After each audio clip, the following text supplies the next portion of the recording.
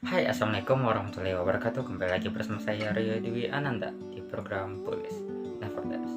Di episode kali ini kita akan membahas tentang perundungan yang terjadi di berbagai belahan dunia dan juga hukumnya, baik secara hukum negara maupun hukum agama. Tanpa berlama-lama lagi, dan inilah Police Nevertheless.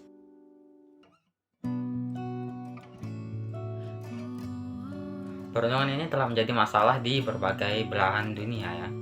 Dan pada hari ini kita akan membahas tentang kasus perundungan di negara-negara di dunia dan juga pandangan hukum terhadap kasus perundungan itu sendiri. Yang pertama, kita membahas tentang negara-negara dengan kasus perundungan terbanyak di dunia. Yang pertama adalah Portugal. Kebanyakan korbannya merupakan seorang wanita, sedangkan laki-laki banyak menjadi pelaku dari kasus perundungan di negara ini. Kasus perundungan di negara ini meningkat secara signifikan, membuat Portugal menjadi negara dengan kasus perundungan tertinggi di dunia. Akibatnya, beberapa anak malah lebih memilih diam atau bolos sekolah ketimbang harus bersekolah dan mengalami perundungan. Yang kedua, seperti kita ketahui, yaitu Korea Selatan. Seperti yang kita ketahui baik melalui film maupun drama Korea ya, kasus perundungan adalah hal yang paling sering terjadi di negara tersebut. Begitu pula kenyataannya, Korea Selatan juga termasuk sebagai negara dengan kasus perundungan tertinggi di dunia. Nah, salah satu faktor penyebab dari perundungan di Korea Selatan adalah standar masyarakat yang terlalu tinggi yang dipatokkan kepada masyarakat. Salah satu faktor utama penyebab kasus perundungan yang banyak di negara ini adalah standar masyarakatnya tinggi, baik melalui penampilan maupun kecerdasan. Orang yang terlihat lemah juga sering menjadi sasaran perundungan. Yang ketiga adalah Inggris. Sebanyak 29% sekolah di Inggris mendapat laporan akan kasus perundungan yang terjadi di sekolah mereka. Dan ini terjadi hampir setiap minggunya yang terus meningkat dari tahun ke tahun. Yang keempat, ada Jepang. Kasus perundungan di Jepang juga cukup parah. Sampai-sampai banyak juga terjadi kasus bunuh diri akibat perundungan. Mereka merasa bahwa mereka ini terlalu lemah dan tidak pantas untuk hidup, sehingga mereka kebanyakan memutuskan untuk bunuh diri. Namun pemerintah Jepang juga berusaha untuk mengurangi perundungan yang terjadi.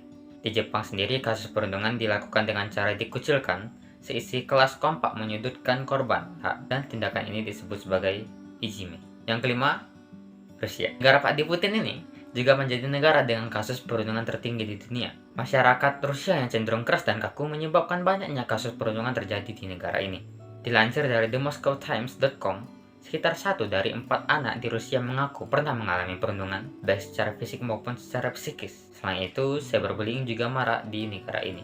Yang keenam, ada Austria. 1 dari 5 anak di Austria dikabarkan pernah mengalami perundungan. Korbannya lebih banyak adalah wanita. Korban dirundung dengan cara diejek maupun dikucilkan dari lingkungan sosialnya. Yang ketujuh, ada Estonia. Di Estonia ini, kebanyakan korban berusia 11 tahun. Korban mengaku telah mengalami perundungan berbulan-bulan sebelum mereka memutuskan untuk bicara kepada orang tua mereka dan juga sekolah. Di negara ini, orang yang dianggap aneh maka akan langsung jadi bulan-bulanan masa. Yang kedelapan, ada Belgia. Sebagian besar korban perundungan tidak menerima dukungan dari orang tuanya, bahkan ketika perundungan yang mereka alami ini terungkap.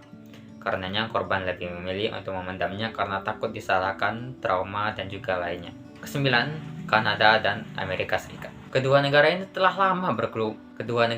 sudah lama banget bergumul dalam kasus perundungan ini. Selain tingkat kasus yang tinggi, perilaku perundungan di kedua negara ini juga sangat mengkhawatirkan karena bisa berujung pada kematian. Kesepuluh, Finlandia. Pemerintah di Finlandia membuat program khusus untuk mengantisipasi adanya perundungan di negara ini. Dan program tersebut disebut sebagai KIPA. Telah lama dijalankan oleh lebih dari 90 sekolah di Finlandia yang menyebabkan penurunan kasus perundungan terus terjadi di negara ini.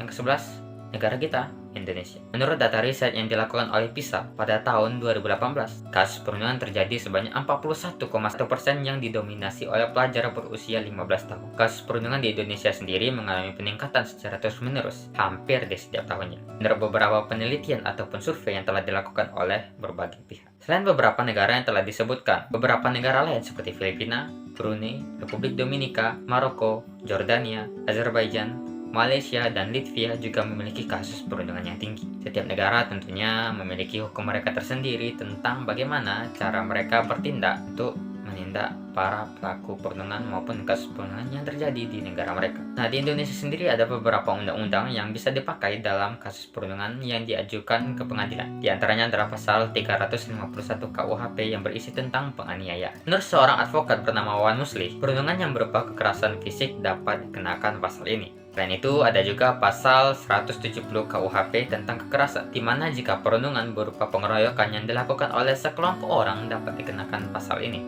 Kemudian juga terdapat pasal 310 dan 311 serta 335 jika perundungan berbentuk verbal. Pada pasal 289 KUHP mengatur tentang pelecehan secara seksual. Kemudian pada pasal 27 UU ITE juga bisa digunakan ketika perundungan yang dialami oleh korban berupa cyberbullying.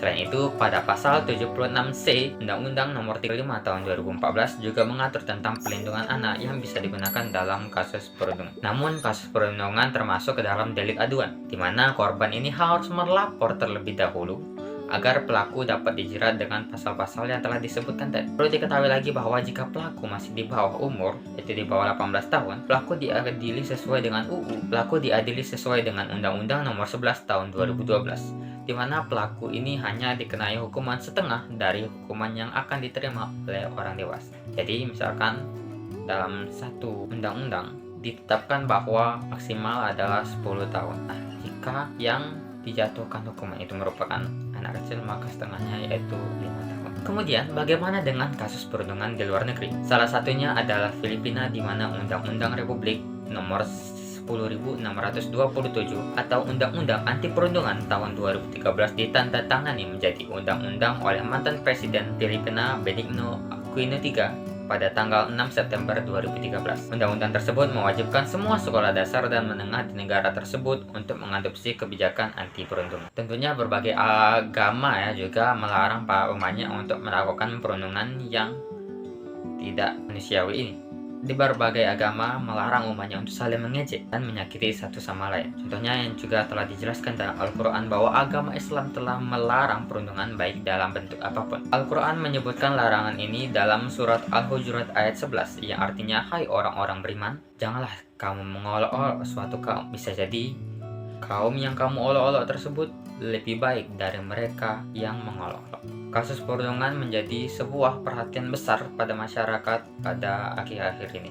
Kalian tentunya pasti melihat banyak sekali kasus-kasus perundungan yang berseliweran di internet. Kalian bisa mengetahui bahwa beberapa waktu terakhir, beberapa waktu belakangan, ada banyak sekali kasus perundungan. Ada mereka yang diejek, ada mereka yang dibully, ada mereka yang dirundung secara fisik, dan berbagai kasus-kasus perundungan yang tidak manusiawi lainnya. Tentunya ini menjadi perhatian bagi kita ya, bahwa kita benar-benar harus memperhatikan apa yang terjadi di sekitar kita. Kita harus juga mencoba untuk mencari cara untuk mencegah kasus perundungan yang terjadi di sekitar kita. Harapan saya pada semua warga, semua masyarakat di Indonesia agar bisa membantu saling bahu-membahu. Untuk pada masyarakat Indonesia, saya harap dapat bahu-membahu untuk menghentikan dan juga mencegah kasus perundungan agar tidak terjadi lagi di negara kita ini. Segitu dulu pembahasan dari saya pada malam hari ini, dan jangan lupa untuk terus saksikan Bulis Protes setiap Senin pukul 7 malam.